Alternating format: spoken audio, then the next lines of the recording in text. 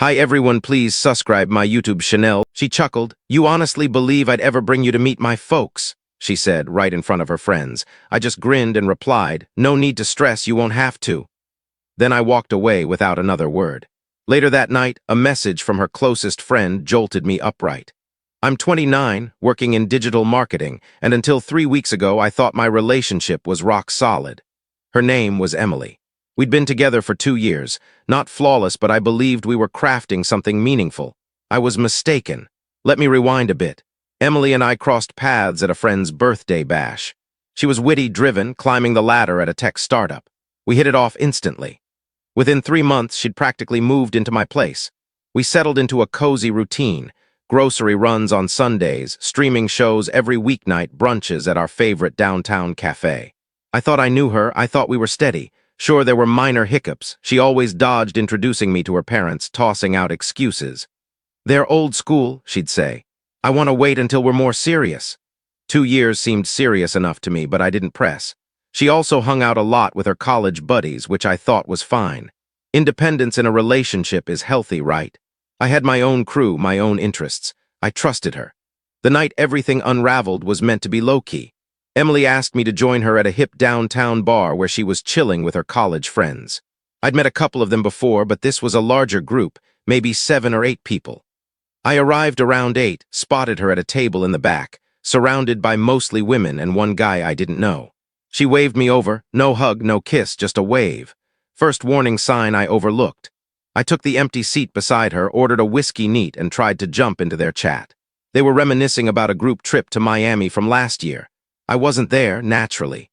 Emily had called it a girls' trip, and I'd encouraged her to go, even helped book her flight. So I just listened, nodded, chuckled when it felt right. I felt like an outsider, but I figured I'd blend in eventually. Then one of her friends, Sarah, turned to me with a warm smile and asked, "So, when are you finally meeting Emily's parents? You've been together forever, right? Like 2 years?" I started to respond, something light like, "Hopefully soon." But before I could finish, Emily laughed. Not an awkward laugh, not a shy laugh. A sharp, dismissive laugh that sliced through the bar's chatter. She glanced at Sarah, then at me, and said, "You really think I'd ever bring him to meet my parents?" The table fell silent. My face burned, that stinging feeling you get when you've been publicly humiliated. Someone cleared their throat. The guy across from me suddenly got very interested in his drink.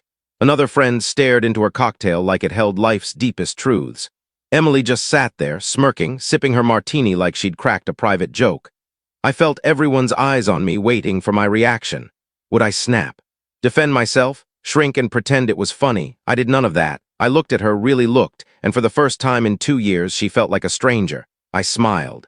Not a forced smile, but the kind you give when you finally get the punchline to a joke you didn't know you were in. "No need to stress," I said. "You won't have to." I stood, tossed a $20 on the table for my drink, and walked out. I heard someone mutter, "What the hell?" Behind me, maybe aimed at Emily, but I didn't look back. I didn't need to see her face. I drove home, hands trembling the whole way. Not from anger, but from the adrenaline, the gut-punch realization that I'd poured 2 years into someone who saw me as a punchline.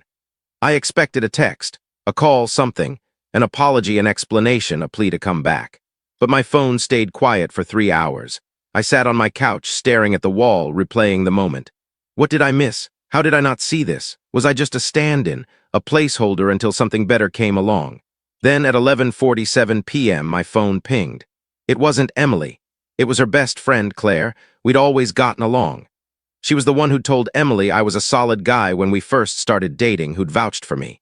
She was steady, drama-free. Her text read, "Hey, I need to tell you something. Can you call me?" I stared at it for a minute before dialing. My stomach churned. She answered on the first ring. "Hey," she said, her voice tense like she'd been crying or was about to. "What's up?" I asked. "I'm so sorry about tonight," she said. "That was beyond messed up. I told Emily that in the parking lot. But there's more you need to know, and I can't stay quiet anymore." My stomach sank. "What do you mean?" "Emily's been seeing someone else for like 6 months. I couldn't breathe. The room spun. "What?" "His name's Ethan. Some finance guy she met at a networking event in April. She's been telling us you two were basically done, that you were just convenient. She said she was waiting for the right moment to end things.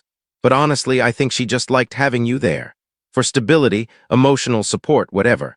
I didn't realize how bad it was until tonight when she was laughing about you after you left. She said you're too nice to make a scene, that you just take whatever she dished out. I couldn't sit with that anymore. You don't deserve this. I went numb. 6 months? Yeah, I'm sorry. I thought you knew. I thought maybe you had some weird open arrangement, but tonight made it clear you had no clue, and that's not right. I thanked her. I don't recall what else I said. My mind was static. I hung up and sat in the dark until 3 a.m. processing. 6 months. Half a year. All those nights she claimed she was working late. All those girls' weekends. All those times she seemed distant, distracted. She'd been with him. Then I started planning. Update 1. Emily finally texted me the next afternoon. Hey, can we talk? I think you overreacted last night. Overreacted, like I was the issue. I didn't reply. Instead, I called my friend Jake, who works in cybersecurity. I asked him a hypothetical question about shared cloud storage and accessing someone's backups. He walked me through it. Turns out, Emily and I had been on the same iCloud family plan for over a year to cut costs. Her idea, ironically. That meant I could access her photo backups if I had her login, which I did because she'd used my laptop countless times and her password was saved. I'm not proud of what I did next, but I was hurt, furious, and needed the truth. I logged in, and there it was, hundreds of photos. Her and this Ethan guy, trips I thought were with work friends, candle-lit dinners, hotel rooms with rose petals on the sheets. There was even a photo from 2 months ago at what looked like his family's cabin, both in matching holiday sweaters. His arm around her, her leaning into him with the smile she used to give me. I felt sick. I downloaded everything. Then I logged out and cleared my browser history like I'd committed a felony. She called that night. I didn't answer. Her voicemail was syrupy, slightly irritated. Look, I'm sorry I embarrassed you. I was drunk and dumb. Can we just talk? I miss you. I texted back. Let's talk tomorrow. Coffee at Rise and Grind, 2 p.m., she replied instantly. Okay. Thank you, I love you. I stared at those words. I love you, did she? Had she ever? I didn't respond. Update 2, she showed up 15 minutes late, wearing the green dress I'd gotten her for her birthday. She sat across from me, smiling like nothing was wrong, like she hadn't humiliated me in front of her friends, like she hadn't been living a double life. Hey, she said, reaching for my hand. I'm really sorry about the other night. I wasn't thinking, I was drunk and acting stupid. I pulled my hand back. Tell me about Ethan. Her face went pale, like the blood drained out of her. What? Ethan, the guy you've been seeing for 6 months. She opened her mouth. Closed it, opened it again. Who told you that? Does it matter? It's not what you think, she said. I almost laughed because that's what they always say. We're just friends. Stop. I pulled out my phone, opened the photos folder and slid it across the table. I've got about 300 pictures that say otherwise. Her hand trembled as she picked up the phone. She scrolled for maybe 5 seconds before setting it down, her eyes welling up. How did you? iCloud family plan, I said. You're terrible with tech, by the way. Change your password. She started crying. Real tears now, not the crocodile tears she'd used to get her way. These were frantic, desperate. I didn't mean for this to happen. Ethan and I just clicked. We met at this event, started talking, and it just happened. But I care about you. I didn't want to hurt you. You didn't want to hurt me, I repeated slowly. But you humiliated me in front of your friends, lied to my face for 6 months, and let me think we had a future while you were building one with someone else. I was confused, she said. I didn't know how to end things with you. You're so good to me, stable, kind, and convenient, I cut in. That's the word Claire used, convenient, she winced. She had no right. She had every right, I said.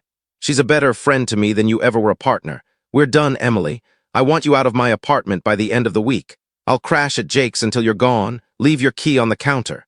She grabbed my hand, her nails digging in. Please, can we talk about this? I'll end things with Ethan. I'll do anything you want. I messed up. Please. I pulled my hand free and stood.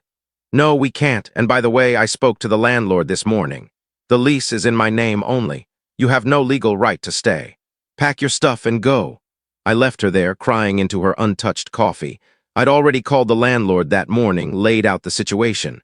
He was understanding, said I had every right to ask her to leave. Update 3, she moved out in 3 days. Claire helped her pack, texting me updates so I'd know when it was safe to return.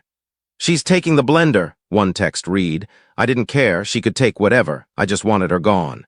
Claire texted after. She's a wreck, but you did the right thing, I'm proud of you. I blocked Emily on everything, phone, social media, email. I even blocked Ethan, though we'd never spoken and never would. I needed a clean slate, no remnants. 2 weeks later, Claire texted again. You sitting down? My heart sank. What now? Ethan dumped Emily. I laughed out loud in the middle of the supermarket. Why, apparently he didn't know she was still with you. She told him you'd broken up last year, that you were just roommates riding out a lease. When he learned the truth, I think someone from our group spilled. He flipped. Called her a liar and a cheater and blocked her everywhere. Karma, I said, and I meant it. There's more, Claire said. She tried going back to her parents' place. They kicked her out. What? Why? Her mom found out about everything. Her parents adored you, by the way. They thought you were going to pop the question. Her mom kept asking about you. When they learned what Emily did, her mom said she was ashamed to call her daughter. Said she didn't raise her to be a cheater and a liar. I didn't know how to feel. Part of me felt justified, like the universe was settling scores. Part of me just felt empty. Empty for the time I'd wasted. Empty for the person I thought Emily was. Empty for the future I'd pictured that would never be. Final update, it's been 3 weeks since I walked out of that bar. Emily's apparently crashing with Sarah now, the friend who asked the question that sparked it all. Claire says Emily's been trying to reach me through mutual friends, asking if I'd give her another shot, claiming she's grown in 3 weeks. I won't. Last week I went on a date with someone new. Her name's Lily. We matched on Hinge. She's a third-grade teacher, loves hiking, has a lab named Scout. On our first date, we talked for 3 hours and shut down the restaurant. On our second date, she asked, "So, when do I meet your friends? I want to know the people who matter to you." I smiled and said, "Whenever you're ready." She squeezed my hand and said, "Good answer." I'm not healed yet. Some days I still think about Emily, about what I missed, about how someone can lie to your face for 6 months and sleep beside you at night. I think about the signs I ignored, the red flags I brushed off because I wanted to believe we were happy. But I'm getting there.